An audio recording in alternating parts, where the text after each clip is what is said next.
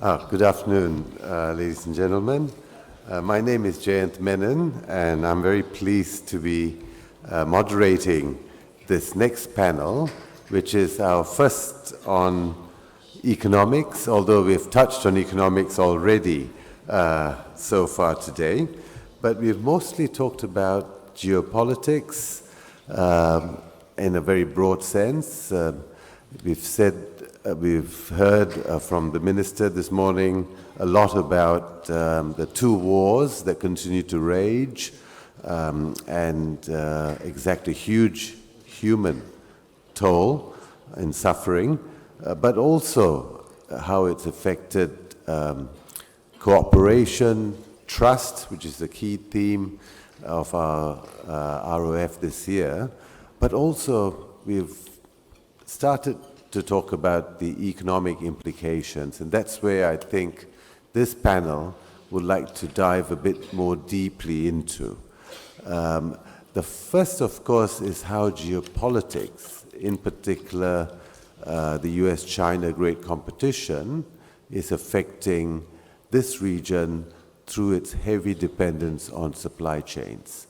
Supply chains characterizes not only the manufacturing sector of the region, but it also defines the interdependence between countries of the region, as well as its relationship with the global economy and the key players, China and US. So this seemingly never-ending geopolitical tension has seen some improvement, as we've heard already. The free-falling has stopped, apparently, with the face-to-face meeting in San Francisco late last year. But we haven't seen much change in policy yet as a result. Simply calling it de-risking rather than decoupling may not be enough if it doesn't lead to changes in policy on both sides. And that's where I think our panelists today might give us a few more insights. But apart from the geopolitics, we've got two other trends that are affecting supply chains. We've got the green transition and what that means for the way things are produced, both inputs that are used and how they are used, as well as the outputs. And here we've got the whole electrical car industry that is part of the supply chains in this region, and how it's linked to both the US and China. And finally, of course, we've got the digital revolution, the technological changes taking place, the increasing influence of AI and what that means for this region, and how we manage all of these factors when they come together. And I'm very pleased that we have two very eminent speakers to deal with these issues. Let me very quickly introduce them. You can see their full bios on the website. Our first speaker today is Dr. Lili Yan Ing, and Lili is lead advisor at the ERIA, Economic Research Institute for East Asia, ASEAN and East Asia, based in Jakarta. She also serves as Secretary General of the International Economic Association. So Lili is not just here to provide an academic perspective, but she has in the past been an advisor, lead advisor to the Minister of Trade of Indonesia, as well as the President of Indonesia on trade and investment. So we also hope to get a bit from her in terms of a government perspective, and we look forward to her presentation. Our second speaker today is Dato Sri Wong Siew, who has had a very long career working in the electronics industry, most of which was with Intel, 27 years there, and he's Vice President of Technology and the Manufacturing Group at Intel. and is also currently president of the Malaysia Semiconductor Industry Association, or MSIA.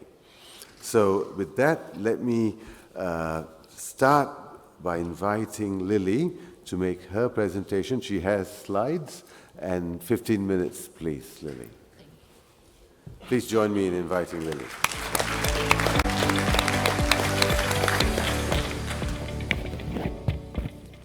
Thank you. It's really such a great pleasure to catch up with old friends and meeting new friends. In these sessions, let's discuss how ASEAN's manage in between the US and China rivalry. Before I start, let me share with you two simple observations. First, it took 75 years for cell phones to get 100 million users, but it took only 2 months for ChatGPT to get the same milestones. Currently, ChatGPT has 1.8 billion visitors worldwide every month. WeChat has 1.3 billion users. That's about 95% of Chinese populations. So if you are doing business with Chinese, they're not gonna ask your name, what is your WeChat number? In South Korea, the ratio of robots to human is 10:1. My second observation, if we see for the last 10 years, the most profitable companies are those in the digital sectors. Take examples, Apple is estimated to record total revenue of $383 billion this year. Amazon is estimated to take a revenue of $502 billion this year. That is about the same size of the Singaporean economy or Thai economy. So that's how massive and how fast the growth of AI, robots, and digital technology that's gonna intensify the US and China rivalry and how ASEAN should manage itself. First, let's see the global trade outlook. I will not pretend to know the US economy because I don't know, but from my learning is that regardless Democrat or the public will be in the White House, the US foreign policies towards China will remain the same. And Xi Jinping for sure will gonna stay. So we should be expecting these tensions between US and China will remain the same if it is not escalating. The second point is that it's not only US and China. This kind of tensions has escalating other countries to do the same. Just taking last year, there were about 2,800 protectionist measures across trading goods, trading services, and investments. So what are the potential for ASEAN? If we see in particular in semiconductor, it is true that if we see after the tensions happening, China in semiconductor exports increased about 2 times, right? From $94 billion to $220 billion. But ASEAN increased more than 3 times. Did I calculate correctly? So it increased from $52 billion in 2017 to $165 billion in 2022. So that is true that there is relocations for ASEAN's exports in semiconductor. How about in investments? So this bar is basically comparing investments in 2022 in the blue line, and the orange is 2023 compared to prior to the tensions 2018. As we can see here, investment in China has been decreasing in 2022 as well as 2023. And FDI in ASEAN has been increasing about 45% and 47% on those 2 years respectively. So those two issues have actually provided advantages or opportunities for ASEANs, both in terms of export relocations as well as FDI relocations. And if we see the detail, in 2018, the largest FDI investor in ASEANs were Japan, China and Hong Kong, EU, and South Korea. But in 2020, the largest investors in ASEAN were the US, China and Hong Kong, Japan, and the EU. So the US is overtaking Chinese positions as the largest investors in ASEAN. So if we see on those two potential exports and FDI, that is true that there is relocations and provide opportunities for ASEANs. But will it gonna be lasting? Will it gonna be continue? Then what concerns me is that let's discuss on ASEAN's challenges. First, if we see over the last, from 1960 to recently 2023, this is the manufacturing value added over GDP. We can see here it experiences increasing in the early development, but then after 2000s, most of ASEAN countries have experiencing decreasing in the manufacturing value added to GDP. Naturally, theoretically speaking, it's very common a country moving from manufacturing sectors leveling up to services sectors. But what concerns me is that, as in the case of ASEANs, might it be the case that ASEANs can be trapped in producing natural resource intensive products, or it's moving to low value added services sectors? Let's highlight in the case of the red line is Indonesia and the brown one is Philippines. It is below 20%. They are not even reaching the level of GDP per capita of 5,000 US dollar. Okay, so that's something that's really alarming. Countries like Sweden, Germany, Japan, they can easily move manufacturing sectors to services sectors, but they maintain the level of ratio of manufacturing value added to GDP at the level of 25%. Why? And it's very practically implementable for ASEANs.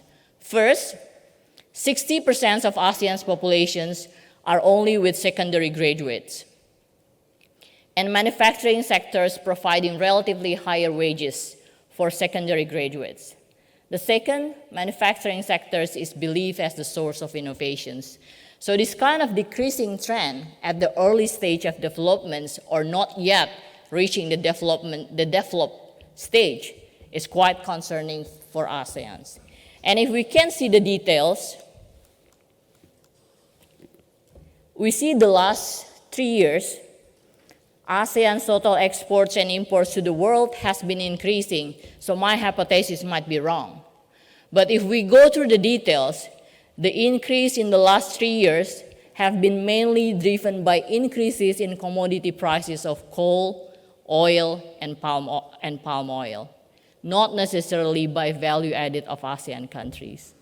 So that's something that's really confirming my hypothesis that so far, ASEAN countries, 30% of ASEAN's exports are still resource intensive, and another 37% are still relatively less skilled labor intensive. It's probably only Singapore that has been leveling up its value added.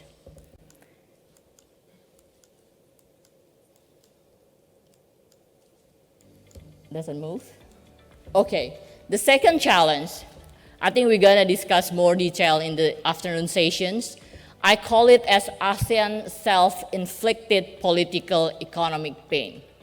We're already facing so much pressures from external, but now we are choosing or unintentionally going in the directions. In the afternoon sessions, we're gonna discuss exactly the countries of Indonesia, Philippines, Thailand, and Malaysia. What worries or what concerns us is that I believe there are many representatives. Are there many representatives from businesses? Political agenda will then be derived into economic policies and regulations, right?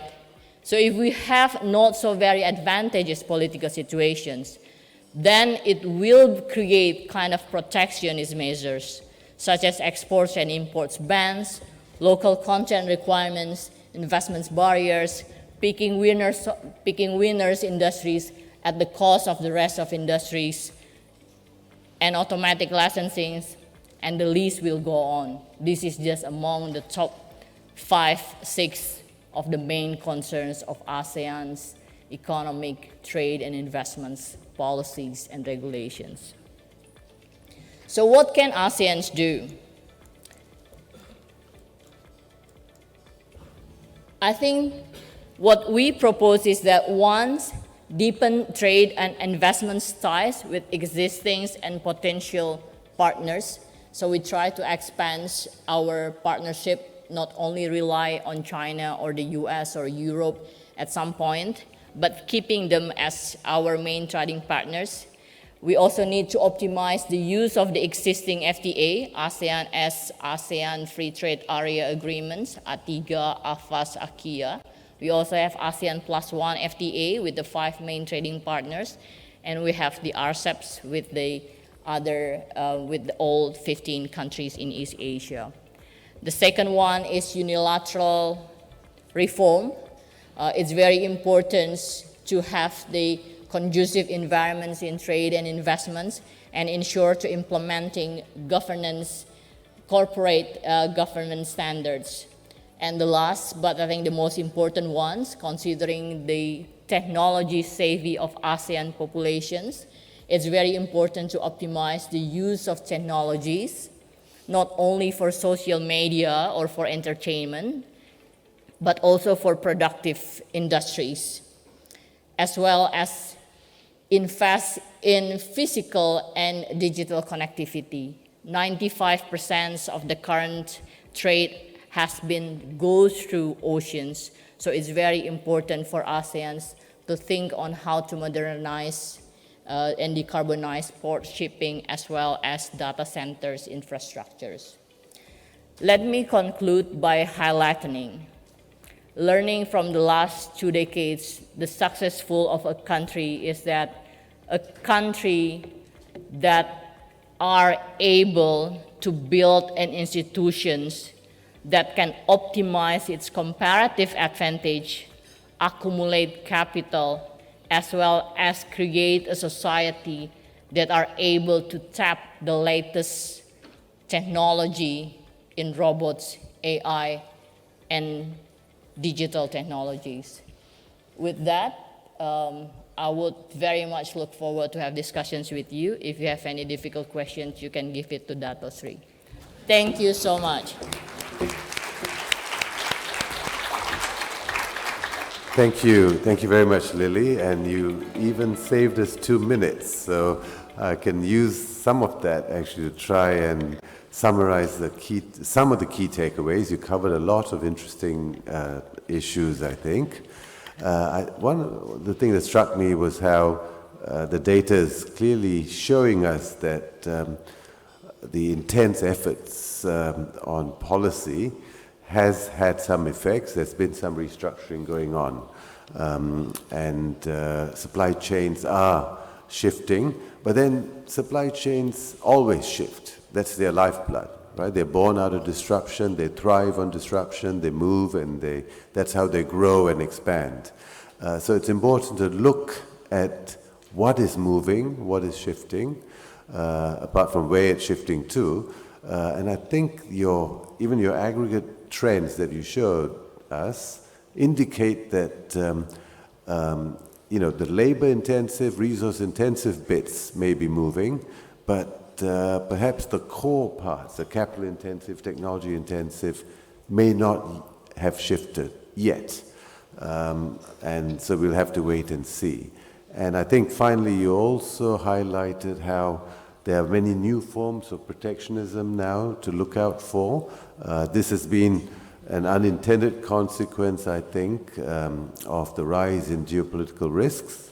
Some of it might be intended, but there are new instruments of protectionism, much more subtle, and often these policies are presented as values, as we've already heard so far, as national security, self-sufficiency, and so on. So this is much more pernicious.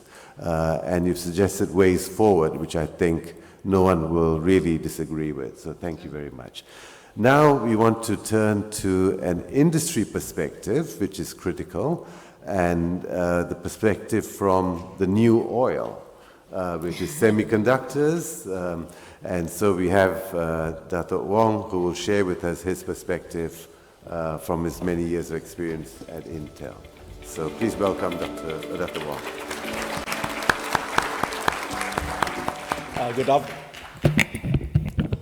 Good afternoon, everybody.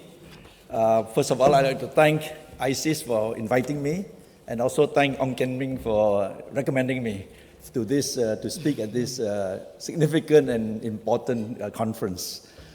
I'm going to split my presentation into three parts. One, just a quick overview of the electronics industry.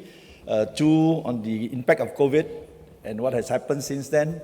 And then I will talk a little bit of at the end on the geopolitical tensions and the implications and impact. So first of all, as you know, the semiconductor industry last year at the global semiconductor sales was at 575 billion. So it has taken more than 50 years to reach 575 billion. This year will be less, expected it to be maybe negative 9-10%. And then next year, we expect it to grow maybe at around 13%. Not next year, this year, around 13%. So just now the number I quoted you is 2022, okay? 2022, 575 billion. So the projection for 2030 is 1 trillion.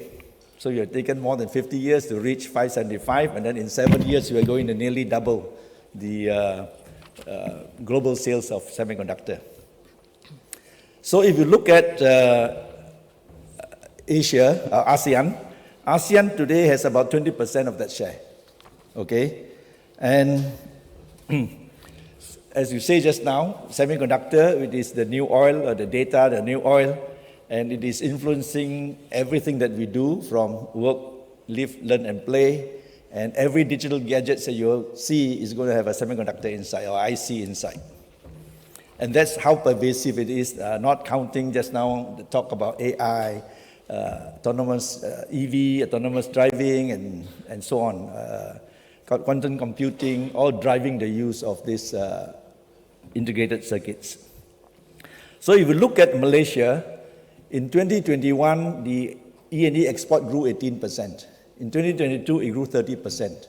And in 2023, it will be probably negative 1% compared to the expectation of the world around, which is just now I mentioned, around 10% or 11%.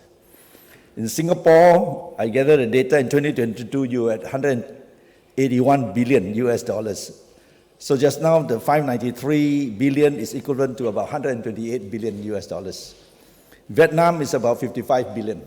So just how the graph shows, I think it's also reflect the growth of the semiconductor industry in all the countries. And then you look at the fab, there are about 91 or over 90 fabs going to be built in the next 3 years.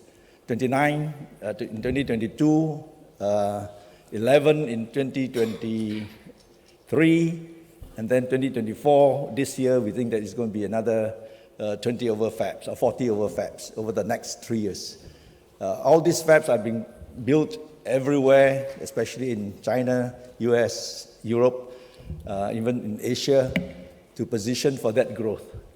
Similarly, in the assembly test environment, there is downstream, a lot of capacity has been put in place. In Malaysia, for example, we have Intel announced a $7.1 billion US dollars investment for the assembly and test, especially in advanced packaging. And then AT&S invested 1.7 billion euro. You have others, like AMD, TFAMD, TI, all that announced big investment. Infineon announced a 5 billion euro investment in their fab and assembly test. So a huge investment is all planned for the future. So that's basically the outlook, the situation now. This 2023, I think because of the demand and so on, the volume is lower. We expect 2024 to gradually improve. And if that 1 trillion is going to take place, I see a super cycle coming on maybe in the next 2-3 years. Okay. If that really happened, if not even it happened not to 1 trillion, even 850 billion is still significant, very significant. So now I come to COVID. What is the issue with the COVID-19? When we had the pandemic, the whole supply chain was disrupted. And not only disrupted by supply chain due to the shutdown of the factories and intermittent opening of the factories, open and close because, I think maybe you know that we decided to close if it is hit a certain level of people getting COVID, and then we open it up, and then it happened again. So that intermittent opening and closing of factories did affect the industry. Especially, it became very well known when cars could not be shipped. And Malaysia was that time producing one of the key components for the car. And we couldn't ship the volume. But today, of course, it's taken care of. But not only that, COVID is not just the one shock. We also have a shutdown of fabs all over the world due to various reasons. Shortage of water, shortage of, due to weather condition, drought, power location in China, drought in Taiwan, and then we have the Ukraine war, and also during that time there was a big acceleration of adoption of digital technology. They had to figure out how to work from home. They had to figure out how to deliver what the customer needs, and that was this surge in demand. And that surge in demand caused reactions from the company because, first of all, they were caught unaware because everybody thought that with COVID, everybody staying at home, therefore economy is going to tank, and there was not much work to do. But instead, it was not expected. It was a good news.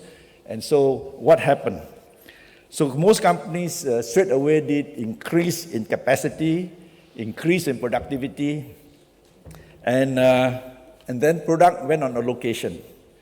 So all those who have been loyal customers, they get allocated, and those who are trying to find capacity, a new supply will be affected.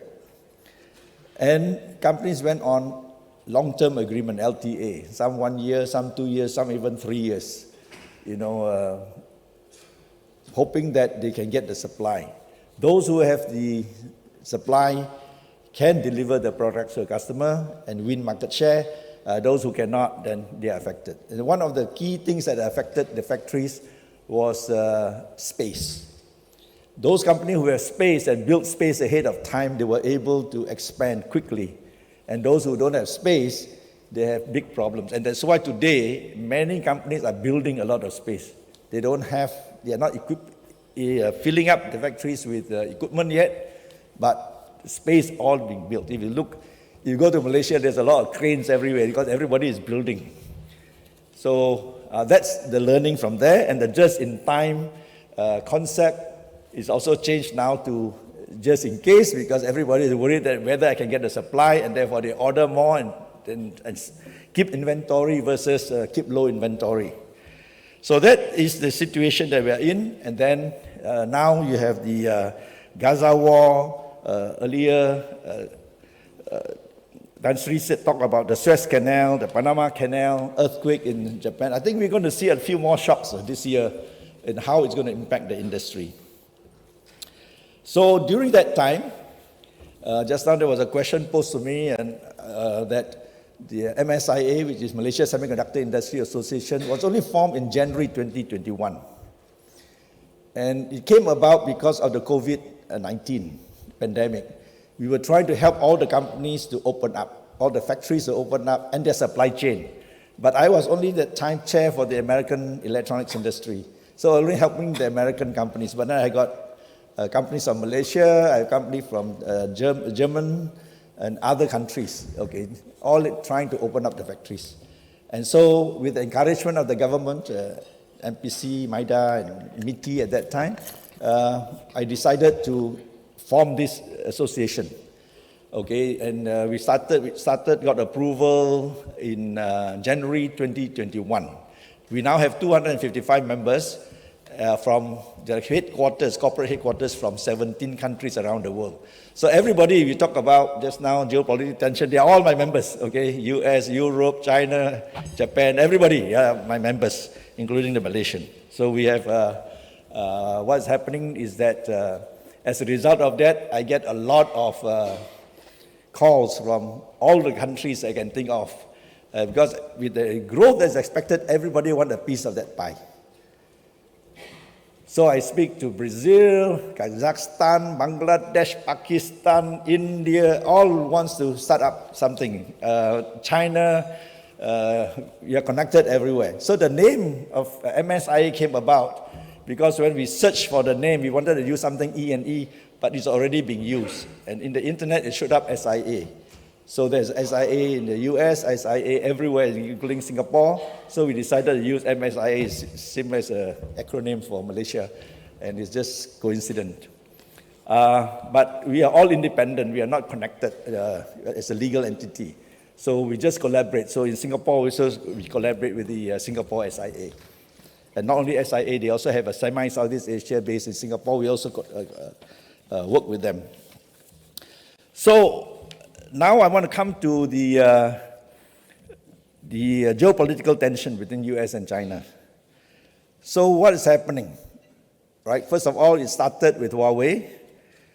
And then the issue now is the national security concerns. And the US keep putting a lot of restrictions. First of all, it was just technology. And then it went, so technology, there's a definition. If you look at the website, they have a definition. There is something like 20 criteria. And one of them, for example, is 14 nanometers and below. Then they look at shipment of equipments. High-end equipments, they cannot sell it to China. And then the talents that are US PR, US citizens are prohibited to work in Chinese companies or in the high technology. Then they impose a high tariff, and then not only that, they add on to targeted companies and restrict them on the restriction list. So we, at least in Malaysia, I'm sure in Singapore is the same, in ASEAN, have to pay attention to these restrictions and comply. So we have meetings already with the US officers on compliance and what they are looking for. So this is the situation we are in. So the US came up with the CHIP Act and said that, hey, okay, we need to have some control of our technology. So they will have onshoring. Then they have nearshoring like Mexico. Then they have friendshoring. They want to find friends who can help them to make their supply resilience. And then de-risking, try to reduce risk. And during the COVID, actually, 19, there's a lot of requests to have home country plus one. So if Malaysia, you have a factory, I want another plus one. So we go to either Vietnam, Thailand, or somewhere. Same everywhere. So everybody now is looking at plus one, whether it's Taiwan plus one, US plus one, China plus one, everybody is looking at plus one. So hopefully, you know, Malaysia, Singapore, and ASEAN benefited from it. I think the data already show that we all benefited from it, from Vietnam, Singapore, and Malaysia. So now what is the impact to, to China? So what is the issue now is that there are things that China cannot ship to the US, products they cannot ship to the US. So, and then there are also impact that you cannot do it in China. You cannot manufacture in China. So for the MNCs, they move all their products out of China. That is not for China. Just now we spoke about China for China, and outside of China for outside of China. So all the products by MNC that are being built in China for outside of China, they already moved out. So Malaysia, of course, is one of the beneficiary. I'm sure it's Singapore and Vietnam. So the other things is that China also is looking for +1. So they are coming out to Malaysia to see what can they do to get this +1. So there are three kind of decision making, like I tell most of the people. I meet Chinese companies that every week we are meeting them. So those who are like 30% and below for export, we say, why don't you just move your product and be outsourced to Malaysian companies or to Malaysian companies? If you are maybe within 30 to 40 to 50%, you maybe do a JV, collaborate, take shareholding with a company. And if you are 50% and above, consider starting up a new factory in the country.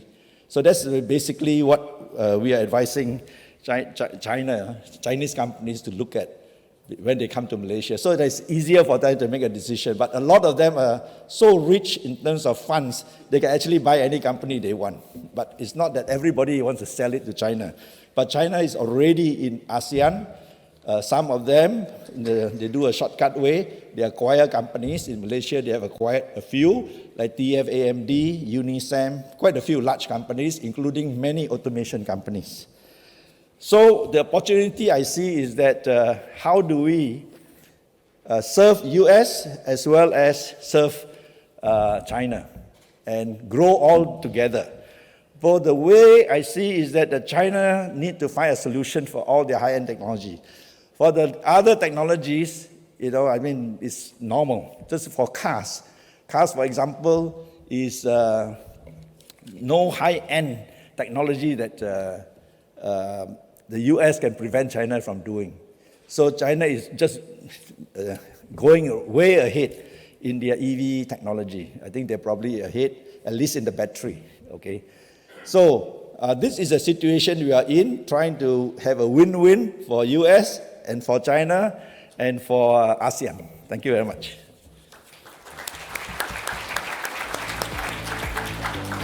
Thank you very much, Dato Wong. You've also covered a huge terrain there. I won't try to summarize everything, but I think very quickly you talked about how the semiconductor sector is huge and growing and likely to continue doing so, and also the challenges that it's facing.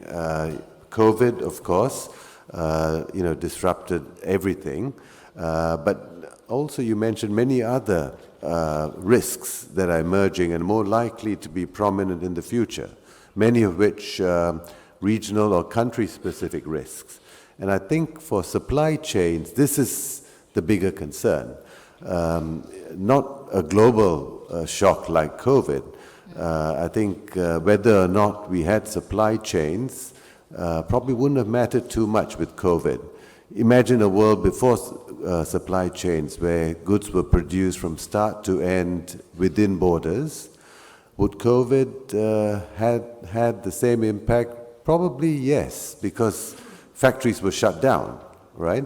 The risk is when one part of the supply chain network is affected, that causes the whole supply chain to collapse, like a country-specific shock, like the Thai floods, the Fukushima earthquake, and so on. And that's likely to increase in severity and in frequency going forward, given climate change challenges.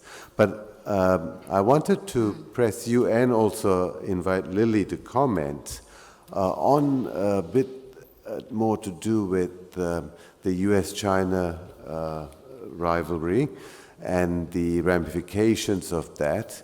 We know that the US is preventing Chinese firms access to the superchips, and this is designed to stop its use in the military arsenal.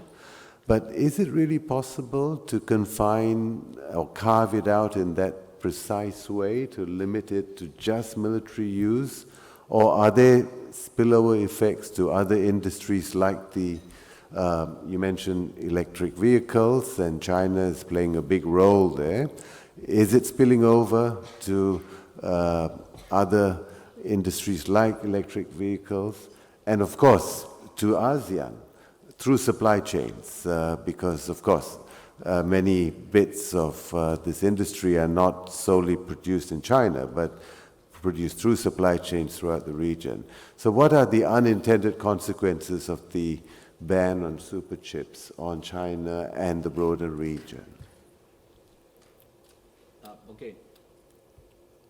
Hello? So, Yeah. is it on? Okay. I think for the press it on? I think we're not supposed to press, is what Okay. I was told. Are you on? Okay. I think for the high-end chip, first of all, let's talk about the military chip. I used to work in the military, producing chips for military use. Military requirement is basically very, very tight, and it takes a long time to get qualified. Okay, every chip that we produce need to last at least 20 years. Okay, and then they have stringent qualification, they have stringent testing, and so on.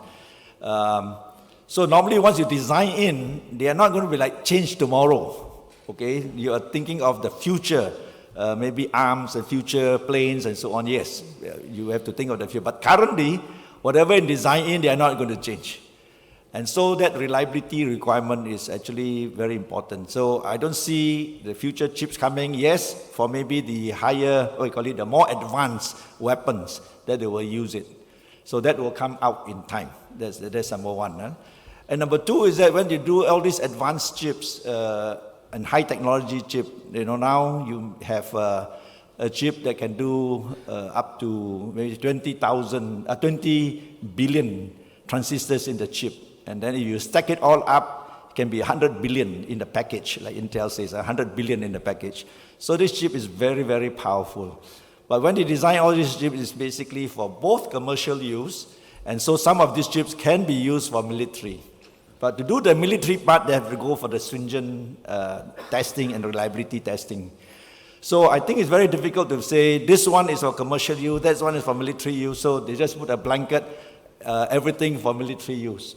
So that's why it is so difficult to implement, that how do you differentiate that this is for military and this is for not? So that's why they have that restrictions. And so with that restrictions, then of course, China will not be able to use it. And supply chain, I did not talk about it, and the supply chain just now, is that there are about 120 different countries are involved in the export and import of semiconductor. If you look at the ASML equipment, they have about 100,000 parts from 5,000 suppliers all over the world. I mean, how are you going to control this supply chain? And how are you going to make yourself resilient? So what is happening is that when the US come out with the CHIP Act, they have put all their fabs, which is the most advanced fab, all in the US. But when it comes to assembly tests, they are all out here, especially in ASEAN. And I guess India is trying to get a share of it, and they are looking at setting up in India, maybe, that's my own interpretation, that they want to maybe take a place of China. Hopefully, if they can succeed, maybe there's another option to China to become the big manufacturer of the world. We have to see what will happen in the next 5 to 10 years. So the supply chain is really complex. It's not straightforward. I just give you one example just now of ASML. If I look at the industrial tester, they have 10 to 30,000 components inside there, and they come from more than 1,000 suppliers. So I don't know how you're going to say this one, you control, that one you don't control. And China is already producing, at least 20,000, big part of the semiconductor at the lower end, mid and lower end. And they all need it for all their equipments. It's not that I only need the advanced part. I also need every single part, even down to the transistors and resistors and diodes and everything else. So it's very complex. I don't think when we talk about all this supply chain, you can only control the very high end. Where does it go? But then the high end also needs all the components for you to complete that equipment. So it's not so straightforward. Yeah. Thank you. Lili, please. Thank you, Jay, for highlighting very important issues. Let me address by highlighting 2 points. First, in October 2022, the US issued export bans on AI chips, AI designs, AI software designs, and those high-end AI. But then in June 2023, China issued export bans on 2 main components, gallium and germanium, which are key importance in semiconductor. But so in terms of the scale of the list, the US may have the long list of export ban. But in terms of the magnitude of germanium and gallium, it's much, much more wider than the US export ban. So that's how they compete each other. The second point is that I think that's the biggest mistake what the US and China have been doing right now. They're supposed to cooperate instead of competing. Geoffrey Hinton's resign reminded us the negative consequences of AI if it comes to unresponsible persons or parties. So 2 issues that the US and China, whatever the reasons are, they should sit and solve together: climate change and AI. That's instead of competing, that's something that need the world solutions instead of competitions. Thank you. Thank you very much. In case you haven't noticed, we've started the Q&A already, and now I'd like to invite questions from the floor.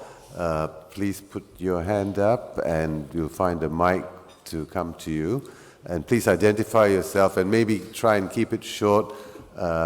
Yeah, we have one here. Keep it short so we have more questions. Hi, Lili Yan from ISEAS.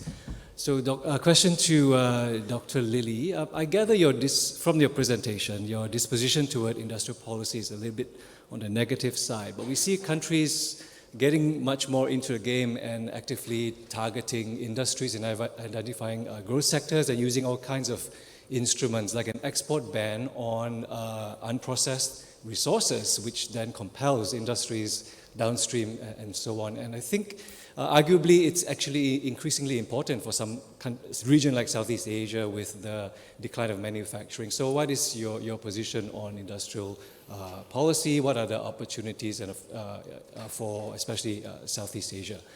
For Dato Wong, having talked about, heard from you about expansion +1 and all the emphasis on that, within the industry, what is the outlook? Is there concern about oversupply? And what might be being done to preempt or to mitigate an oversupply crisis? Thanks. Sure. Yeah. Okay. Shall we collect one more question? Yes. I think in the back there. Sorry, if I don't see you, please yell out so I don't have total peripheral vision in this big ballroom. But someone in the back there had their hand up.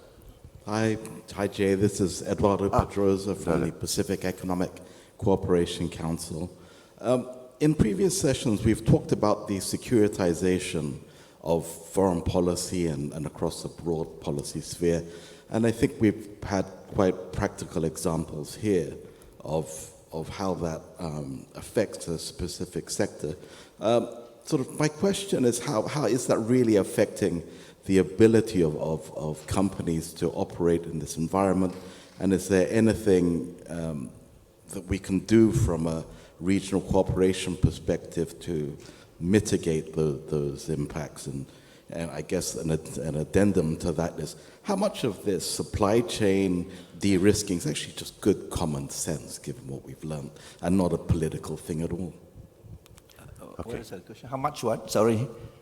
Okay, could you just repeat how much you're asking? The last part. The last part. How much is the quote-unquote de-risking actually just good business sense rather than a a political thing. I mean, this is something any good company should do in making its supply chains more agile and resilient.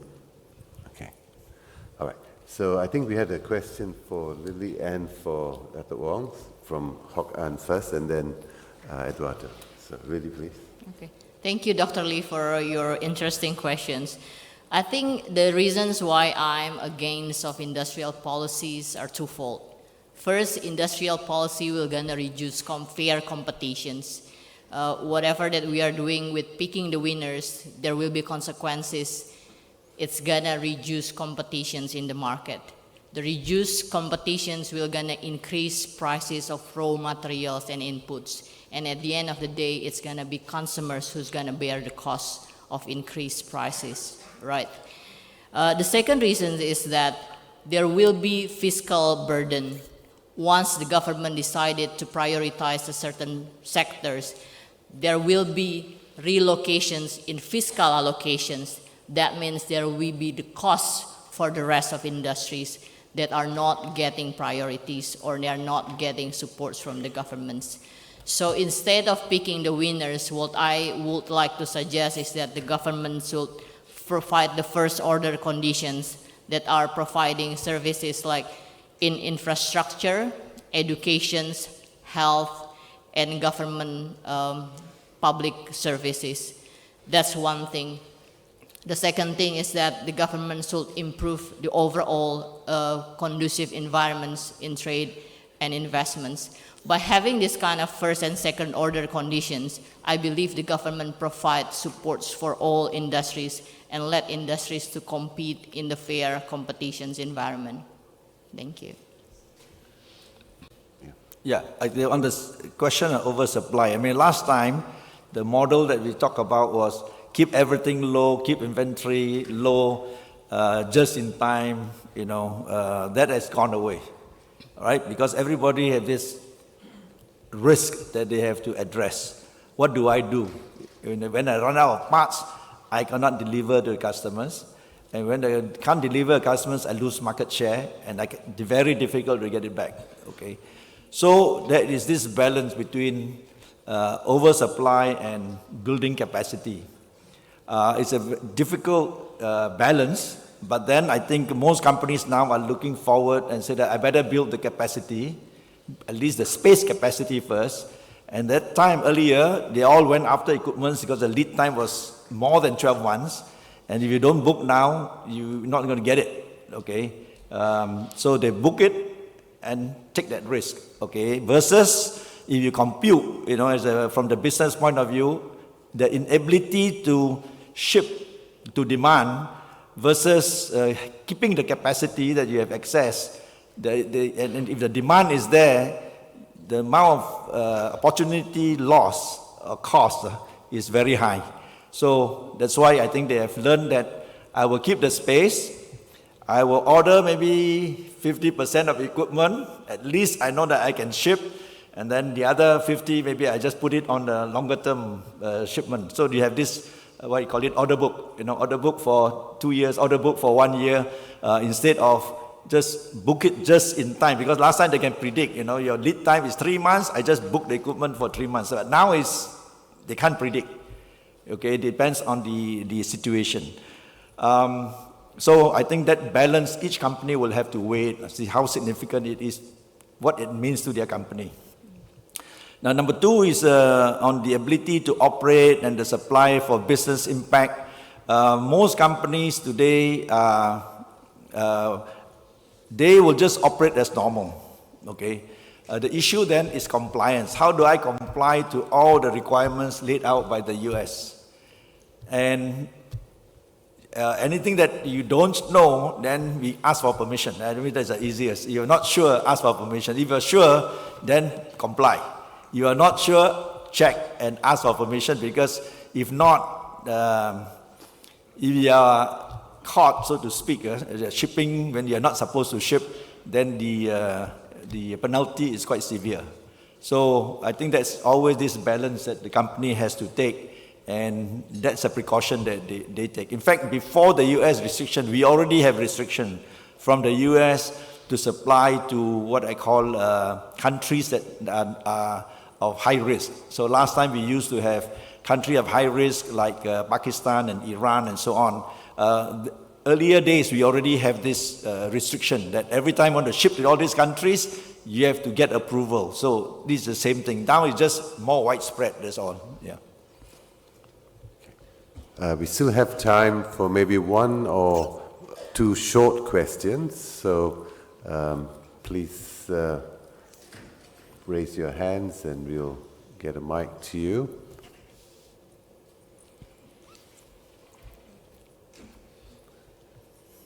Lunch is getting very close, I know, so this... Okay, if there are no questions, this going once, going twice, last chance. I might ask a question. Okay. I can't let you off like so easily, right? Yeah. Okay, so very short one. So, is there a real risk of bifurcation? Of Bifurcation. I mean, you've seen the US-China geopolitical competition go on and on. Nothing is slowing. There are positive signs. People are talking. We celebrate even a face-to-face meeting as if it's the end of the trade war. It's a good sign, but policy is not improving on the trade war front. I think very subtly it continues, so things are deteriorating without too much fanfare in the background. Will we end up in a world where we have two supply chains, one for US and one for China? I think that's very possible. If US continue to put tighter restriction on China, China will have to find a solution. And to find a solution, they will develop their own technology. If it is aligned to the US, great. If it's not aligned to the US, they come up with their technology, then you have two standards. You know, one standard for China, one standard for the US or the rest of the world. And the rest of the world, like Malaysia and ASEAN, will have to now adapt. You know, I will serve two parts of the world. One, this standard, the other one, the other standard, and there may be some decoupling. But hopefully, for the existing products, the legacy ones, probably no change. But you're now talking about the future technology. Will there be one? It's possible. I see it as a possibility that can happen because it all depends on how China is going to take it. And I think it is to the loss of US and the rest of the world because they are pushing China, and China is accelerating to find solutions to the high-end technology. And I believe that they will find a solution sooner or later. You know, it's not 5 years, it's 10 years, but they will find a solution. Lili? Yeah, I think it's a good thing actually for ASEAN and other middle power countries to realize that this is the time that no more hegemony, no more single power country to control or to rule the world. This is the times that everybody can be equally important. It is a time that everybody can be more proactive. It is a time that everybody has our own roles in either its supply chains, in particulars, in trade and investments in general, as well as in political landscape. Okay, thank you. So now we are out of time, and so the only thing left is for me to ask you to join me in thanking our two speakers today for their presentation.